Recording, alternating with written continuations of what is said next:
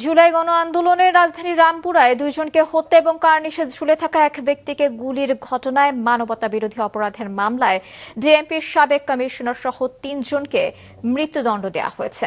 একজনকে দেওয়া হয়েছে যাবজ্জীবন কারাদণ্ড, অপর আসামিকে 20 বছরের কারাদণ্ড। আন্তর্জাতিক অপরাধ ট্রাইব্যুনালের রায়ে সন্তুষ্টি জানিয়েছে প্রসিকিউশন, আর আপিলের কথা জানিয়েছে আসামি পক্ষ।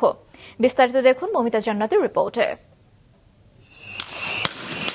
24-এর গণঅভ্যুত্থান চলাকালে 19 জুলাই রাজধানীর রামপুরা এলাকায় নির্বিচারে গুলি চালায় পুলিশ। সেদিন পুলিশের গুলিতে বনশ্রীতে মারা যান নাদিম নামে এক যুবক এবং মায়া নামের এক বৃদ্ধা। রামপুরা এলাকার নির্মাণাধীন একটি ভবনে আমির হোসেন নামে এক তরুণকে কার্নিশে ঝুলে থাকা অবস্থায় উপর্যুপরি গুলি চালায় পুলিশ, যার ফুটেজ পরবর্তীতে গণমাধ্যমে ছড়িয়ে পড়লে ব্যাপক সমালোচনার মুখে পড়ে আইন শৃঙ্খলা বাহিনী। এ ঘটনায় আন্তর্জাতিক অপরাধ ট্রাইব্যুনালে ডিএমপির সাবেক কমিশনার হাবিবুর রহমান সহ 5 পুলিশ কর্মকর্তার বিরুদ্ধে গত বছরের 18 সেপ্টেম্বর বিচার শুরু হয়। গ্রেফতার করা হয় সাবেক এএসআই চঞ্চল চন্দ্র সরকারকে। বাকি 4 আসামি পলাতক। বিচার শুরুর 8 মাস পর আজ রায় ঘোষণা করে আন্তর্জাতিক অপরাধ ট্রাইব্যুনাল 1।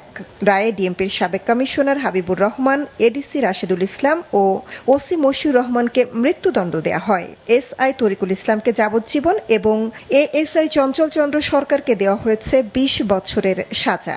এতে সন্তোষ জানিয়ে পলাতকদের ফিরিয়ে এনে শাস্তি নিশ্চিতের আশ্বাস দেন চিফ প্রসিকিউটর। এই নিষ্ঠুরতা, এই বর্বরতার কারণেই আজকে ট্রাইব্যুনাল 3 জনকে সর্বোচ্চ শাস্তি দিয়েছে, একজনকে যাবজ্জীবন শাস্তি দিয়েছে, একজনকে 20 বছরের শাস্তি দিয়েছে। আমরা মনে করি যে অত্যন্ত সুচিন্তিতভাবে এই রায়টি দেওয়া হয়েছে এবং প্রত্যেকের বিরুদ্ধে যে রায় হয়েছে এটি আইন অনুযায়ী যথার্থ হয়েছে।